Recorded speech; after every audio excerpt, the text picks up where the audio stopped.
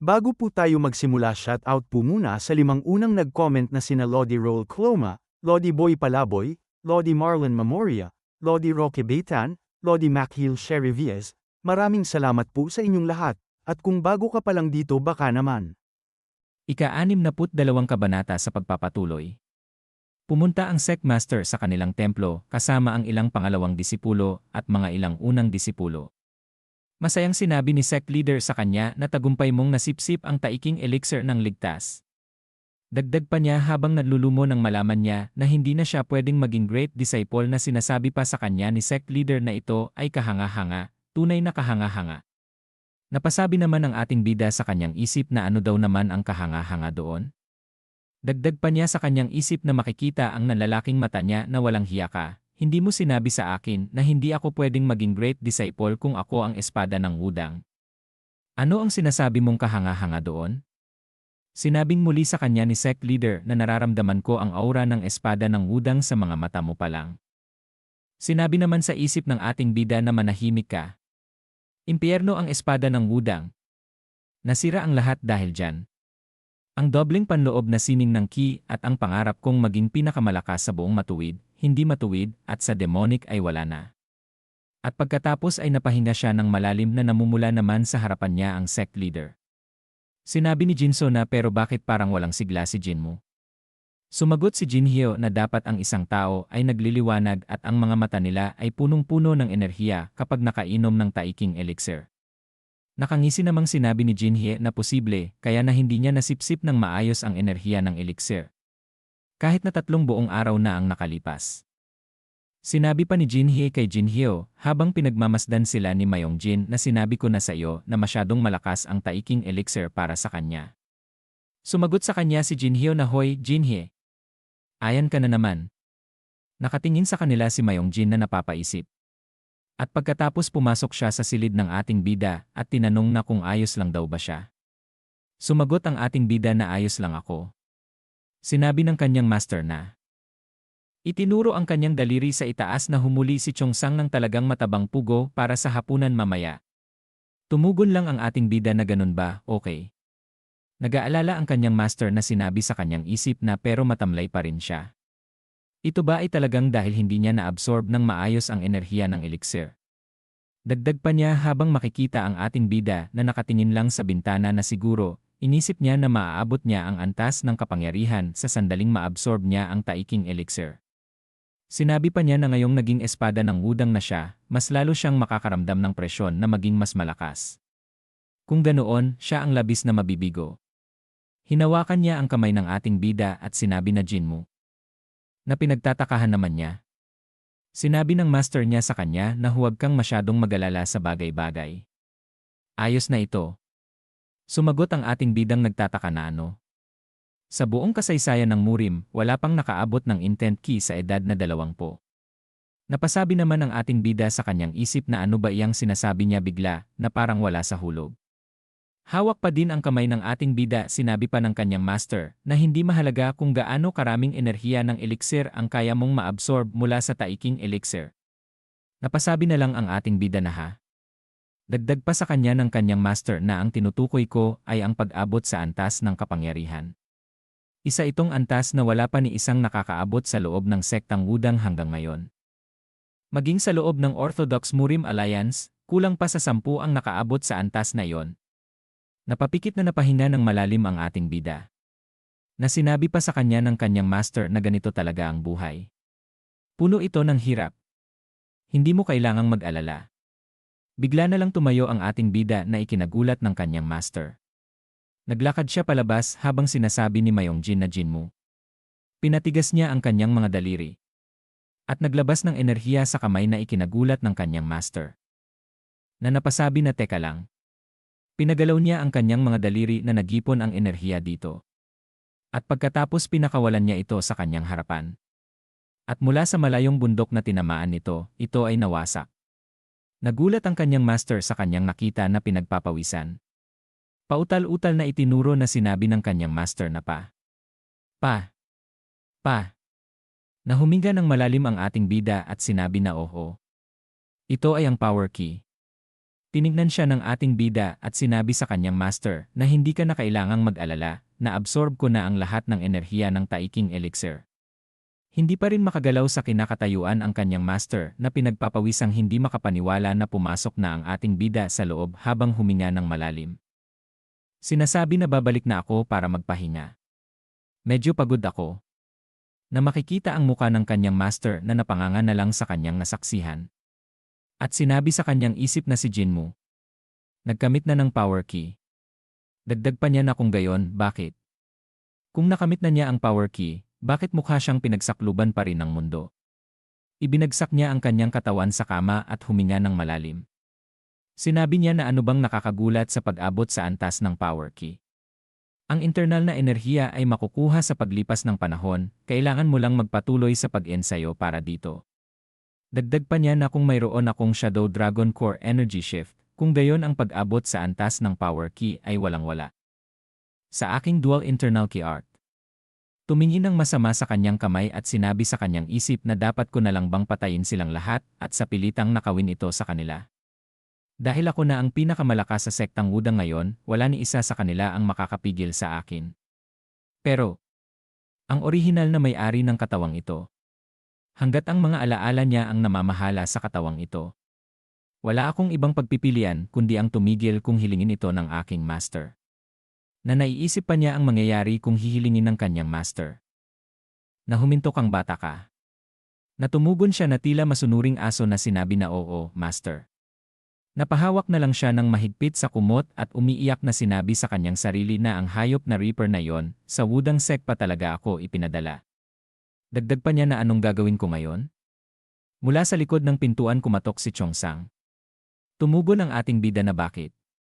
Sinabi niya na may dumating na mensahe galing sa Library Pavilion. Dagdag pa niya na tapos na daw kopyahin ni Elder iyong mga sikretong martial art manuals na pinasuyo mo dati. Umiiyak na sinabi sa isip ng ating bida na buwisit na Wudang Sect, hindi talaga ako tinatantanan at pinagpapahinga. At lumipat ang eksena sa Wudang Sect Library Pavilion. Kung saan makikita ang mga nakapatong na mga libro na natapos ng Elder. Tinignan ng ating bida ito at sinabi sa isip na mabuti na lang at isinama ko sina Chongsang at Changwo. Pero bakit sobrang dami nito? Sinabi naman ng Elder na mag-ingat kayo sa pagdadala ng mga ito pabalik. Napahinga ng malalim ang ating bida habang sila Changwo at Chongsang ay kinukuha na ang mga libro at inilalagay sa kanilang ginawang panghakot. Napabulong pa sa kanyang sarili ang ating bida na ano ba ang silbi ng lahat ng lihim na mga manual na ito kung wala naman ang dual internal key art. Napakinggan ito ng Elder at sinabi na ha. Ano ang kakasabi mo lang? Napatingin ang ating bida sa kanya at sinabi na ano. Humawak sa baba ang Elder at sinabi niya na wala lang. Nagulat lang ako na may interesadong tao sa simpleng dual internal key art na hindi pinapansin ng iba. Napabaling ng ulo ang ating bida at sinabi na shish. Narinig ko na isa itong marangal na martial art na tanging ang pinakamagaling na disipulo ng sektang Wudang ang maaaring matuto.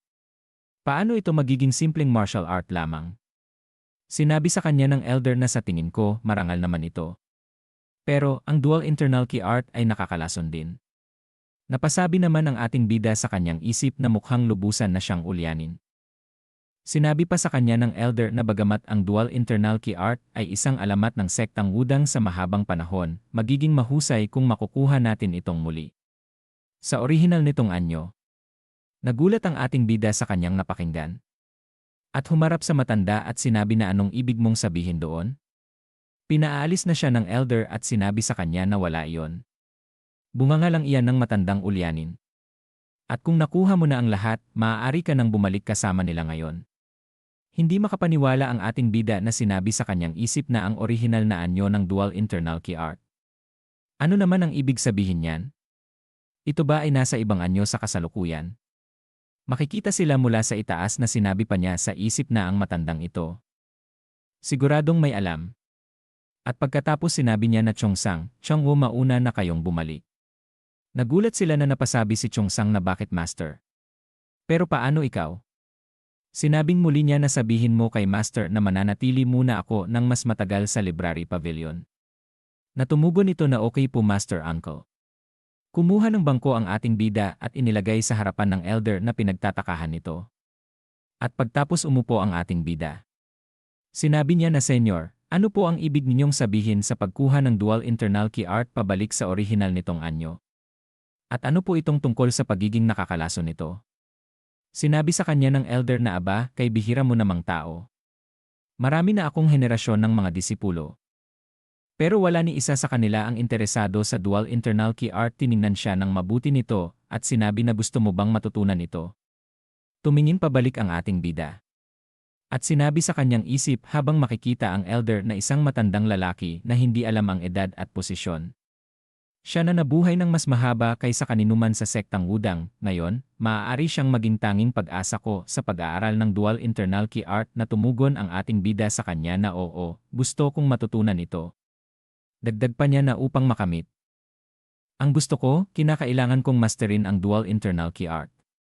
Napahawak sa baba ang elder at sinabi sa kanya na upang makamit ang gusto mo. Dagdag pa niya na gayunpaman, nabalitaan ko na ikaw na raw ang espada ng Wudang. Ibig sabihin dapat mong malaman na hindi mo maaaring matutunan ang dual internal key art, bakit ka pa rin interesado dito? Sinabi ng ating bida sa kanya habang inilagay ang palad sa dibdib na, kung alam ko lang na hindi ko pala matututunan ang dual internal key art, sana hindi ko na lang piniling maging ang espada ng Wudang. Sinabi sa kanya ng matanda na, anuman ang mangyari, natanggap mo na ang taiking elixir, hindi ba? Ang pag-aaral ng dual internal key art ay magiging masyadong gahaman para sa iyo. Tumingin sa bandang ibaba na sinabi pa sa kanya ng elder na, isuko mo na yan. Iyan lang ang tanging payo na maari kong ibigay sa iyo. Sinabi pa niya habang makikita ang ating bida na bilang isang namumulaklak na liwanag ng Wudang sect, isa siyang tao na may walang katapusang potensyal at patuloy na nagsusumikap para sa pagpapabuti. Dagdag pa ng elder na para ang liwanag ng Wudang ay malibing. Sapat na ang isang trahedyang tulad nito na mangyari ng minsan lang. At dito na po nagtatapos ang ika-62 kabanata.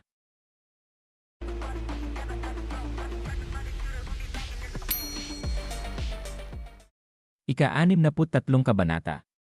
Sa pagpapatuloy, nagulat ang ating bida sa kanyang narinig at sinabi sa isip na sumuko.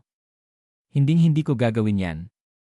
At pagkatapos sinabi niya na kung ikukumpara sa dual internal key art, ang taiking elixir ay isa lamang simpleng tableta ng panloob na enerhiya para sa akin.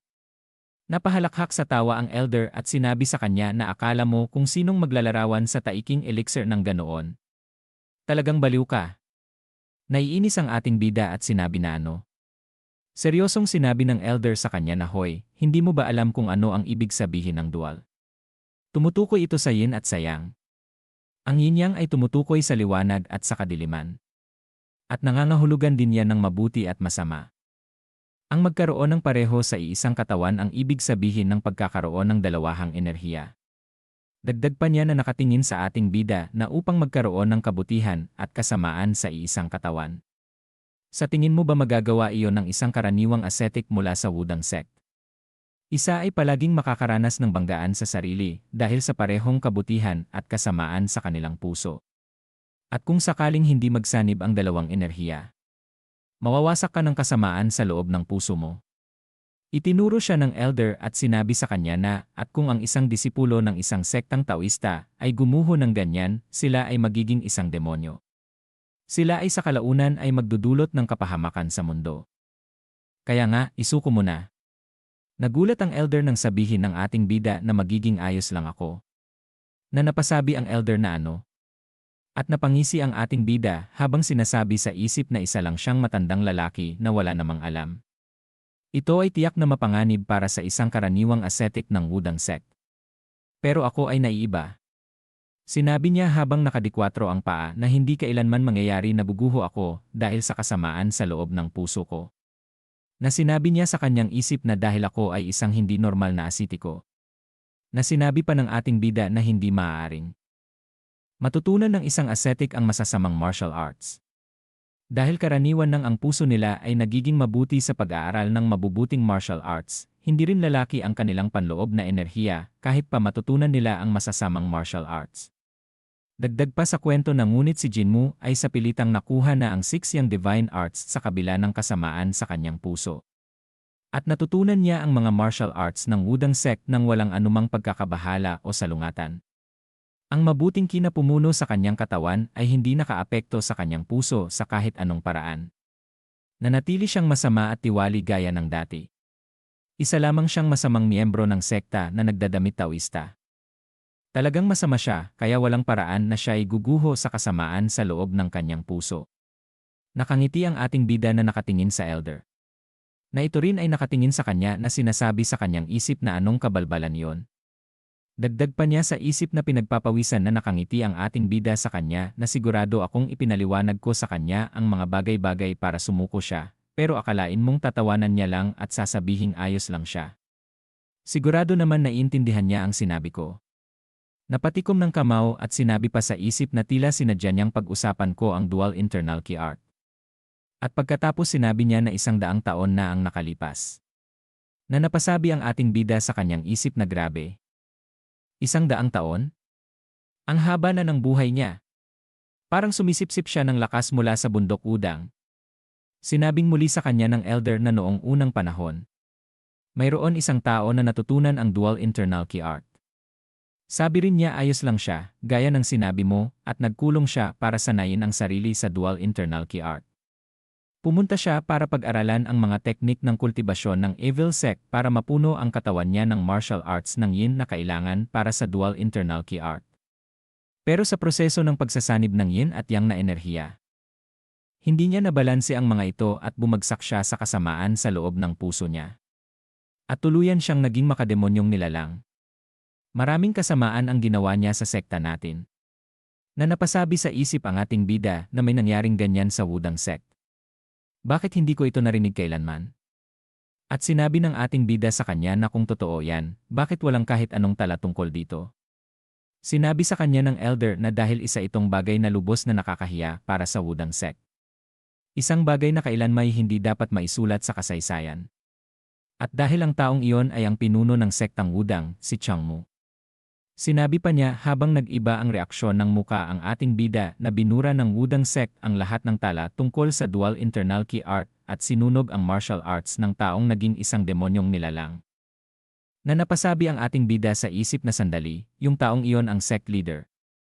Ang sinasabi niya, hindi nila napigilan ang Heavenly Master ng Evil Sect, pero nagawa nilang sirain ang martial arts ng isang Wudang Sect leader na naging isang demonyong nilalang. Dagdag pa niya sa kanyang isip na hindi ito tumutugma. Baka nagsasabi siya ng kalokohan dahil tumanda na siya. At sinabi ng ating bida sa kanya na siguro hindi siya ganoon kalakas. Na napasigaw ang elder na hindi ganoon kalakas. Kung hindi siya halos nakabalik sa kanyang ulirat, napigilan ang demonic na enerhiya at inutusan ang kanyang disipulo na putulin ang kanyang ulo bilang kapalit ng paghingi ng tawad sa pagpatay sa mga miyembro ng kanyang sekta. Hindi lang ang Wudang Sect, kundi ang buong mundo ay maliligo sa dugo. Na sinabi ng ating bida sa kanya na sige na, hindi siya mahina. Bakit ka naman sumisigaw? At itinikom ng mahigpit ang kanyang kamao at sinabi na yung taong yon. Yung taong yon ay isang tao na naging alamat sa kasaysayan ng Murim sa loob ng 10 taon mula nang pumasok siya sa Murim. Dagdag pa nito habang nakatingin ng kakaiba ang ating bida na siya ang pinakamagaling na martial artist sa buong mundo. Kung natapos lang niya ang pagkakasundo ng yin at yang na enerhiya, kahit ang emperador ay hindi karapat-dapat na makasama siya. Nakatingin sa kanya ng kakaiba ang ating bida at sinabi sa isip na naging ulyaning matanda na siya. Oo, matandang ulyanin na siya, sigurado. Sinabi pa niya sa isip na ang emperador ay isang taong makapagpapagalaw ng 1,000,000 sundalo sa isang pitik lang ng daliri, alam mo ba? Sinasabi niyang ganito kalupit na martial arts master ay nasa Wudang Sect. Hindi ko pa narinig ito dati. Alam ko na nagmamalaki siya, pero sobra na ito. Humawak sa kanyang batok at sinabi sa elder na sige, aalis na ako kung tapos ka na sa pagsasalita. Ang dami mong kalokohan. Napatingin siya nang sabihin sa kanya ng elder na pagkatapos noon, ang ikalawang bahagi ng dual internal key arc, ang yin yang book, ay hinati sa 4 na bahagi. Napatayo ang ating bida at sinabi sa elder na sandali, may 2 bahagi ba ang dual internal key arc? Tumugon ito na oho, ganyan ang pagkakaayos dati. Pero ayon sa kalooban ni Changmu, ang yin yang book ay hinati at ipinadala sa 4 na ibang sekta ng Taoismo maliban sa Wudang Sect at tinatakan. Ginawa ito upang walang ibang miyembro ng Wudang sect ang malulunok ng demonic energy habang sinusubukang tapusin ang pag-iisa ng yin at yang na enerhiya. Napasabi ang ating bida na kaya't ang dual internal key art na tinututuhan ng master disciple mula sa sect leader ay hindi lahat. Wika sa kanya ng elder. Dagdag pa niya na pero dahil ang ikalawang bahagi na tumutulong sa pagbuo ng yin at yang energies ay wala na. Wala nang paraan upang tunay na matutunan ang tunay na dual internal key art na sinabi ng ating bida na ang ikalawang bahagi na nahati ay magiging walang silbi kung wala ang unang bahagi. Na sinabi sa kanya ng elder na hindi yan totoo, bata. Dahil ang mga komentaryo at ang susi sa pagsasama ng yin at yang energies ay nahati sa dalawang magkahiwalay na bahagi at ipinadala sa 4 na lugar. Ang pangalawang bahagi ng dual internal key art ay may mga komentaryo tungkol sa unang bahagi. Nagulat na napasabi ang ating bida sa kanyang isip na sandali lang, ibig sabihin nito. Maaari ko bang matutunan ang dual internal key art gamit lamang ang pangalawang bahagi? Napatikom siya ng kamao at sinabi pa sa kanyang isip na hindi ko talaga alam kung sino ang matandang ito, kaya maaari ko bang pagkatiwalaan siya? Na sinabi niya dito na pinag-uusapan mo ito na parang nakita mo na mismo. Paano ko malalaman na hindi mo lang ito binubuo? Tumugon sa kanya ito na bastos kang bata ka, mukhang wala ka pang narinig tungkol sa akin, ano? Sinabi niya habang nakangiwi ang muka na para sa isang ang pangalan ay nagsisimula sa on. Malamang ikaw na ang pinakamatandang elder sa ating sekta. Tumugon sa kanya ito at sinabi na elder, ha? Hindi mo na kailangang maging magalang. Malungkot pa nitong sinabi na dahil isa lang akong kriminal na dapat ay pinalayas na sa ating sekta matapos putulin ang 4 kong mga paa at kamay. Nakahawak sa bangko at sinabi pa niya na naalala mo pa ba ang kwento tungkol sa sekta ng leader na naging isang demonyong nilalang, di ba? Na seryosong nakatingin lang ang ating bida sa kanya. Na sinabi pa nito na ako yon. Gulat na reaksyon ng muka ng mapakinggan ng ating bida ito. Na naalala pa nito ang sect leader na tinutukan ng espada na winasiwas niya ito. Habang siya ay umiiyak. Na pinutol niya ang ulo ng sect leader. Na sinabi pa ng elder na ang disipulong pumutol sa ulo ng taong iyon ay ako. At dito na po nagtatapos ang ika-63 kabanata.